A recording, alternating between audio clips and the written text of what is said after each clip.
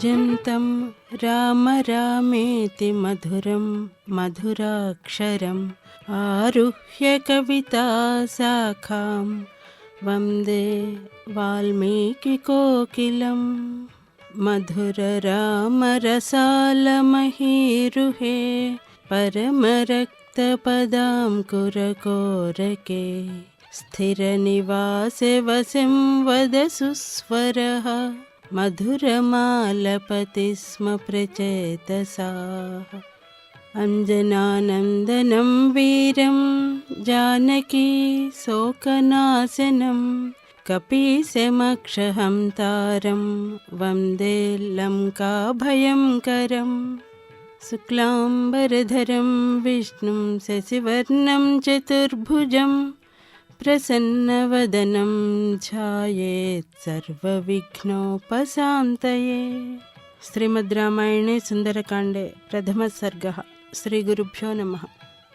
ततो रावणनीताया सीताया शत्रुकर्षणः येष पदमन्वेष्टुं चारणा चरिते पथि दुष्करं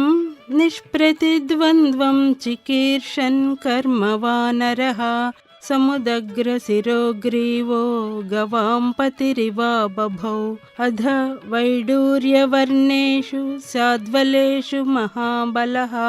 धीरः सलिलकल्पेषु विचचार यथा सुखं द्विजान् वित्रासयन् धीमानुरसा पादपान् हरन् मृगांश्च सुबहून् निघ्नन् प्रवृद्ध इव केसरी नीललोहितमाञ्जिष्ठपत्रवर्णैः सितासितैः स्वभावविहितैश्चित्रैः धातुभिः समलं कृतं कामरूपिभिराविष्टम्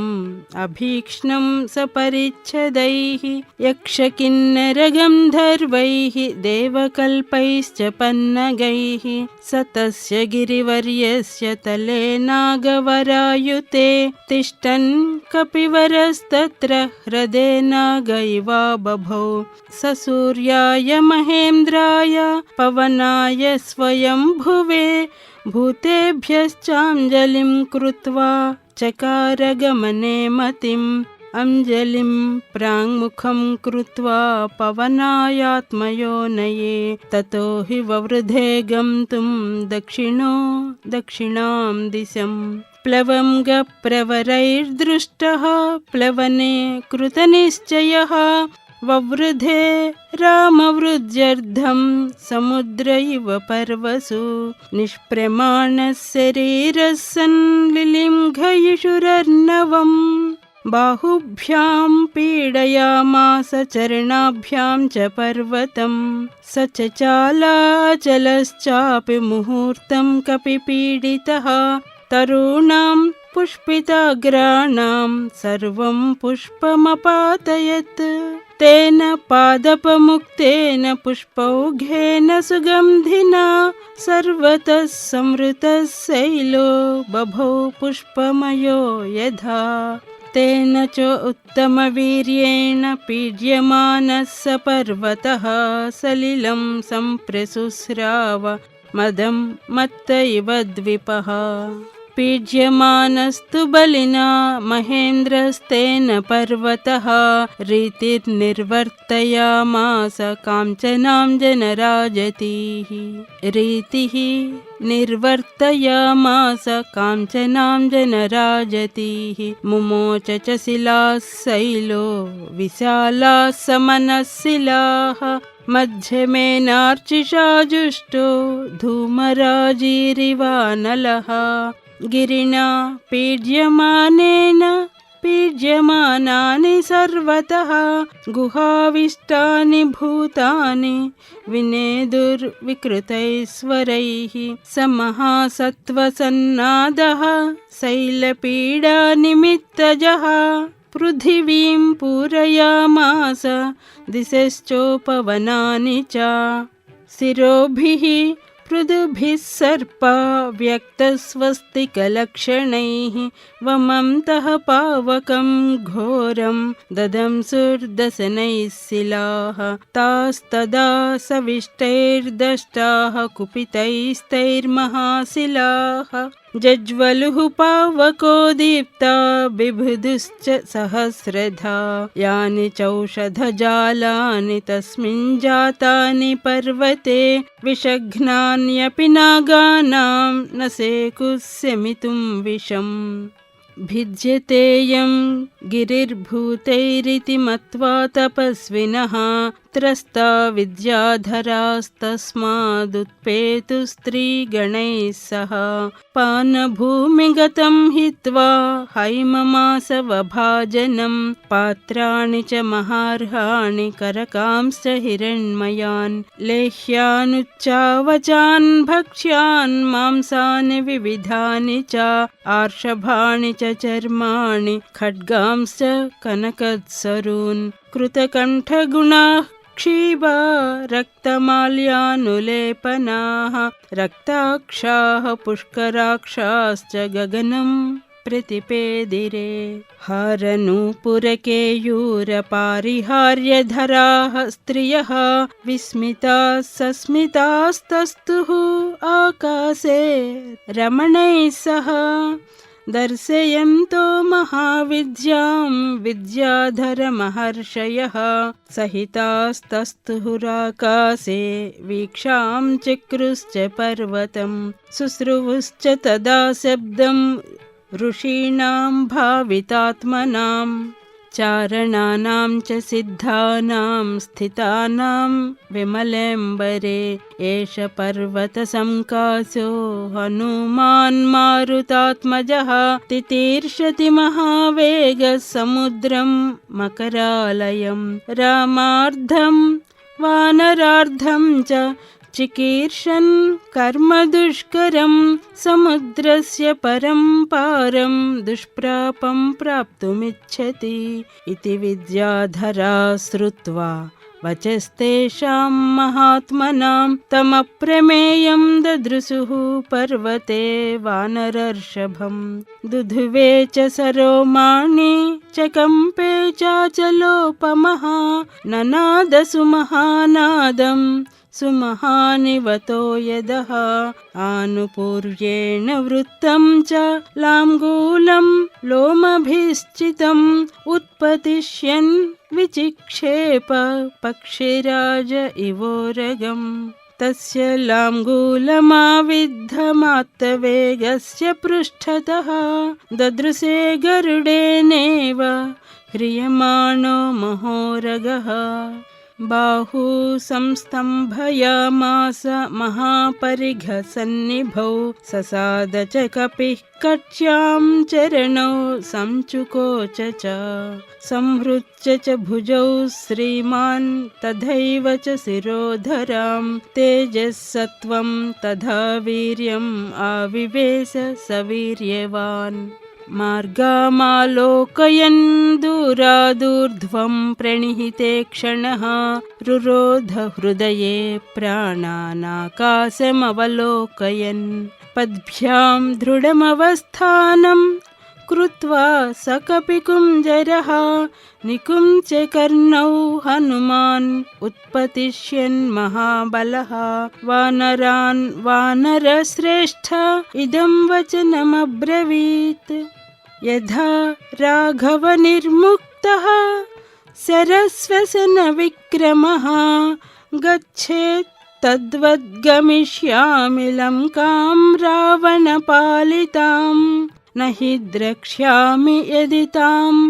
लङ्कायां जनकात्मजाम् अनेनैव हि वेगेन गमिष्यामि सुरालयम् यदि वा त्रिदिवे सीतां न द्रक्ष्याम्यकृतश्रमः बद्ध्वा राक्षसराजानम् आनयिष्यामि रावणं सर्वधा कृतकार्योऽहम् एष्यामि सह सीतया आनयिष्यामि वा लङ्कां समुत्पाट्य स रावणाम् एवमुक्त्वा तु हनुमान् वानरान् वानरोत्तमः उत्पपाताधवेगेन वेगवान् विचारयन् सुपर्णमिव चात्मानं मेने स कपिकुञ्जरः समुत्पतति तस्मिंस्तु वेगात् ते नगरोहिणः संहृत्य विटपान् सर्वान् समुत्पेतुः समं ततः समत्तको यष्टिमकान् पादपान् पुष्पशालिनः उद्वहन्नूरुवेगेन जगाम विमलेऽम्बरे ऊर्वेगोद्धता वृक्षाः मुहूर्तं कपिमन्वयुः प्रस्थितं दीर्घमध्वानं स्वबन्धुमिव बान्धवाः तमूरुवेगोन्मथिताः सालाश्चान्येन गोत्तमाः अनुजग्मुर्हनुमन्तं सैन्या इव महीपतिम् सुपुष्पिताग्रैर्बहुभिः पादपैरन्वितः कपिः हनुमान् पर्वताकारो बभूवाद्भुतदर्शनः सारवन्तोऽधये वृक्षान् यमज्जन्लवणाम्भसि भयादिव महेन्द्रस्य पर्वता वरुणालये स नानाकुसुमैः कीर्णः कपिः साङ्कुरकोरकैः सुशुभे मेघसङ्कासः खद्योतैरिव पर्वतः विमुक्तास्तस्य वेगेन मुक्त्वा पुष्पाणि ते द्रुमाः अवसीर्यन्त सलिले निवृत्ता सुहृदो यथा लघुत्वेनोपपन्नं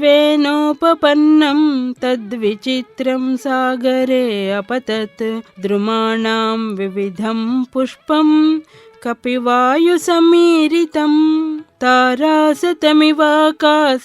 प्रबभौ समहार्णवः पुष्पौघेनानुबद्धेन नानावर्णेन वानरः बभौ मेघ इवाकाशे विद्युद्गणविभूषितः तस्य वेगसमाधूतैः पुष्पैस्तोयमदृश्यतः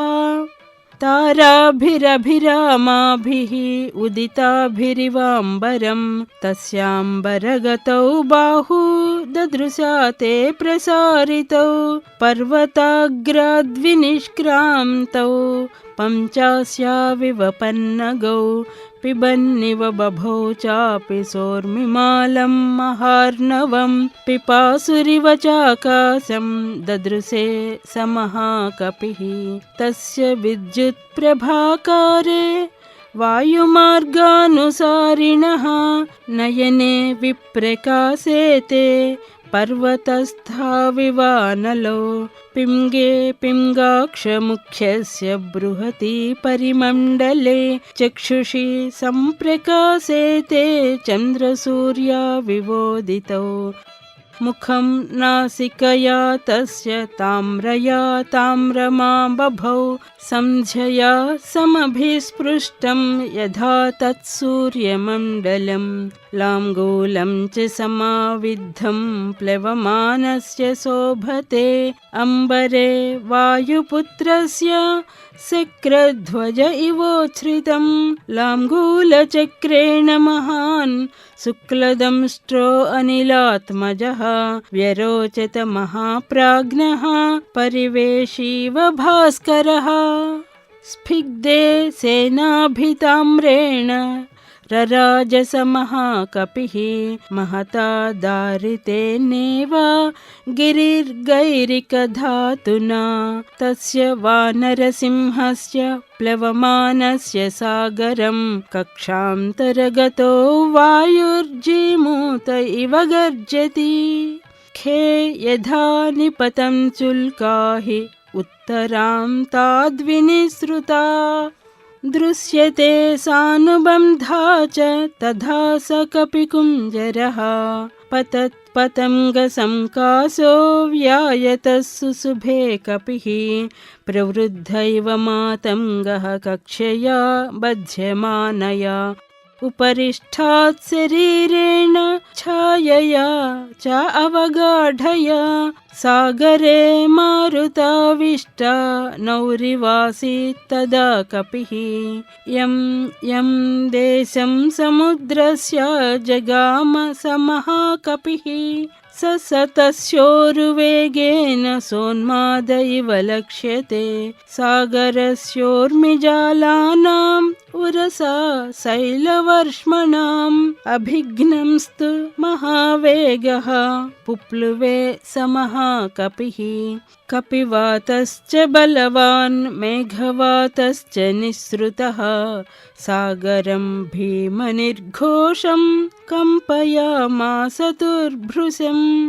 सागरं भीमनिर्घोषं कम्पयामास तुर्भृशम् विकर्षन्नूर्मिजालान् बृहन्ति लवणाम्भसि पुप्लुवे कपिशार्दूलो विकिरन्निव रोदसी मेरुमन्दरसंकाशान् उद्धतान् समहार्णवे अतिक्रामन् महावेगस्तरङ्गान् गणयन्निव तस्य वेगसमुद्धूतं जलं सजलदं तदा अम्बरस्थं विबभ्राज शारदाभ्रमिवाततम्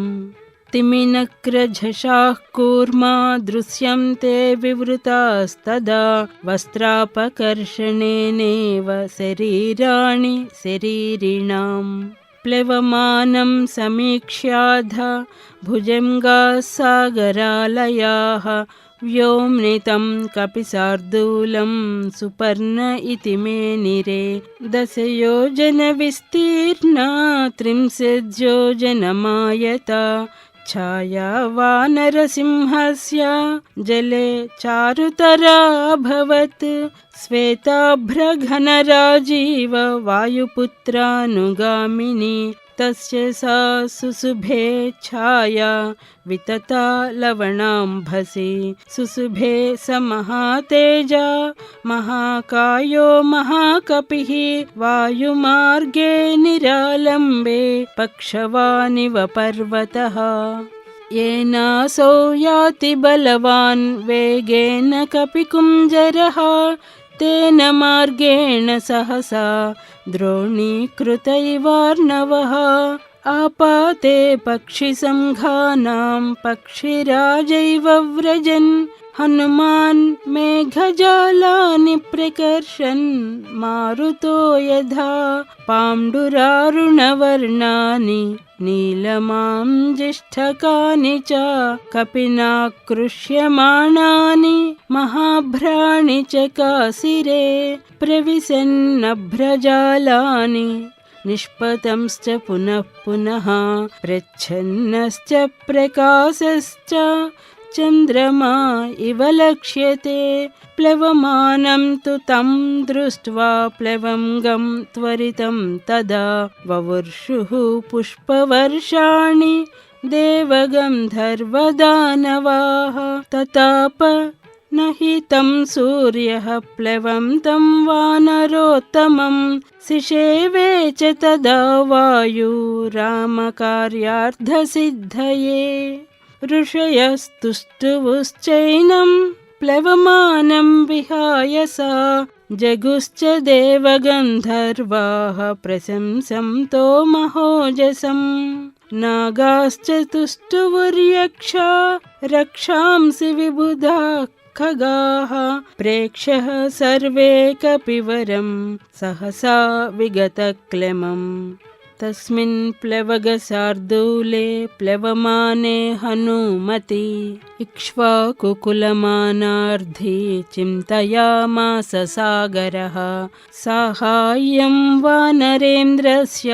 यदि नाहं हनुमतः करिष्यामि भविष्यामि सर्ववाच्यो विवक्षताम् अहमिक्ष्वाकुनाथेन सगरेण विवर्धितः इक्ष्वाकुसचिवश्चायं नावसीदितुमर्हति तथा मया विधातव्यं विश्रमेत यथा कपिः शेषं च मयि विश्रान्तः सुखेनातिपतिष्यति इति कृत्वा मतिं साध्वीं समुद्रश्छन्नमंभसि हिरण्यनाभं मैनाकम् उवाच गिरिसत्तमम् त्वमिहासुरसङ्घानां पातालतलवासिनां देवराज्ञा गिरिश्रेष्ठ परिघः सन्निवेशितः त्वमेषां जातवीर्याणां पुनरेवोत्पतिष्यतां पातालस्याप्रमेयस्य द्वारमावृत्य तिष्ठसि